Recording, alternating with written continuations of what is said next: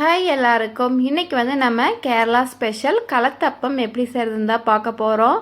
குழந்தைங்களுக்கு ஒரு ஹெல்த்தியான ஆயில் ரொம்ப கம்மியாக சேர்த்துன ஒரு ஸ்நாக்ஸ் செஞ்சு கொடுக்கணுன்னா கண்டிப்பாக அதை ட்ரை பண்ணி பாருங்கள். வாங்க எப்படி செய்கிறதுன்னு பார்க்கலாம். 1 டம்ளர் பச்சரிசி எடுத்துக்கோங்க. பச்சரிசியில் தான் இது நல்லா வரும். இப்போ இதை தண்ணி சேர்த்து நல்லா ஒரு 2-3 டைம் வாஷ் பண்ணி எடுத்துக்கோங்க. தட்டு போட்டு ஒரு 2 மணி நேரம் நல்லா ஊறட்டும் அரிசி. பாருங்கள், இந்த அளவுக்கு நல்லா ஊறி வரணும். இப்போ தண்ணியை வடிச்சிட்டு மிக்ஸி ஜாரில் சேர்த்துக்கோங்க. 1 டம்ளர் அரிசிக்கு ஒரு குட்டி கப்பில் கொஞ்சமாக சாதம் சேர்த்துருக்கேன். இதுலேயே ஒரு கால் டேபிள் ஸ்பூன் அளவுக்கு சீரகம், ஒரு ஏலக்காவும் சேர்த்து கொஞ்சம் கொஞ்சமாக தண்ணியும் சேர்த்து நல்லா அரைச்சி எடுத்துக்கோங்க.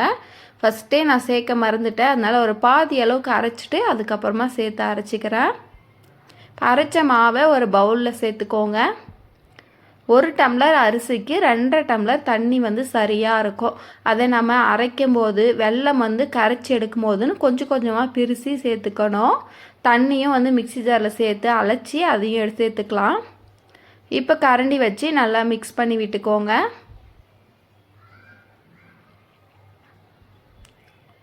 1 டம்ளர் அரிசிக்கு 1 டம்ளர் வெல்லம் சரியாக இருக்கும். 1/2 டம்ளர் தண்ணி சேர்த்து நல்லா லோ ஃப்ளேமில் வச்சு நல்லா வெல்லத்தை கரைச்சி எடுத்துக்கலாம். ஒரு பிஞ்ச் உப்பையும் சேர்த்துக்கோங்க, ஸ்வீட்னஸ் நல்லா எடுத்து கொடுக்கும். இப்போ பாருங்கள், வெல்லம் நல்லா கரைஞ்சிடுச்சு. அடுப்பை ஆஃப் பண்ணிக்கலாம்.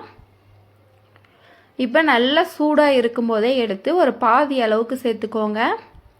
இப்போ கரண்டி வச்சு நல்லா மிக்ஸ் பண்ணி விட்டுட்டு இன்னும் இருக்கிற பாதியும் சேர்த்து நல்லா கலந்து எடுத்துக்கலாம்.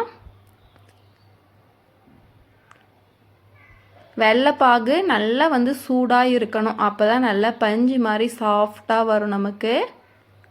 பாருங்கள், நமக்கு இந்த அளவுக்கு மாவு திக்னஸ் இருந்தால் போதும். இப்போ இதில் ஒரு பிஞ்ச் சமையல் சோடா சேர்த்து அதில் கொஞ்சம் தண்ணியும் சேர்த்து நல்லா ரெண்டையும் கலந்து எடுத்துக்கலாம். இப்போ அடுப்பில் ஒரு தோசைக்கல் வச்சுக்கோங்க. 2 டேபிள் ஸ்பூன் எண்ணெய் விட்டுட்டு கொஞ்சமாக தேங்காய் பொடி பொடியாக கட் பண்ணி வச்சுருக்கேன், அதையும் சேர்த்து நல்லா ஃப்ரை பண்ணி எடுத்துக்கலாம். நல்லா நிறம் மாதிரி கோல்டன் ப்ரௌன் கலருக்கு வரணும். பாருங்கள், இப்போ வெளியே எடுத்துக்கோங்க. நீங்கள் ஆப்பக்கல் இருந்தால் ஆப்பக்கல்லில் செஞ்சுக்கலாம். நான் இல்லாததுனால தோசைக்கல்லையே குட்டி குட்டியாக செஞ்சு எடுக்க போகிறேன்.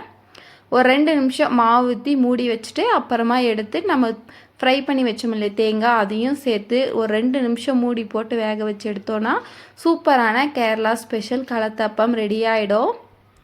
குழந்தைங்களுக்குலாம் இந்த மாதிரி அடிக்கடி வீட்டில் ஸ்நாக்ஸாக செஞ்சு கொடுத்தோன்னா நல்லா விரும்பி சாப்பிடுவாங்க. ஆயிலும் சேர்க்கணுன்னு அவசியமே இல்லை. நீங்களும் வீட்டில் இதே மாதிரி ட்ரை பண்ணி பார்த்துட்டு ரெசிபி எப்படி இருந்ததுன்னு மறக்காமல் கமெண்ட் பண்ணுங்கள். ரெசிபி பிடிச்சிருந்தால் லைக் பண்ணுங்கள், ஷேர் பண்ணுங்கள், சேனலை சப்ஸ்கிரைப் பண்ணுங்கள். தேங்க்யூ.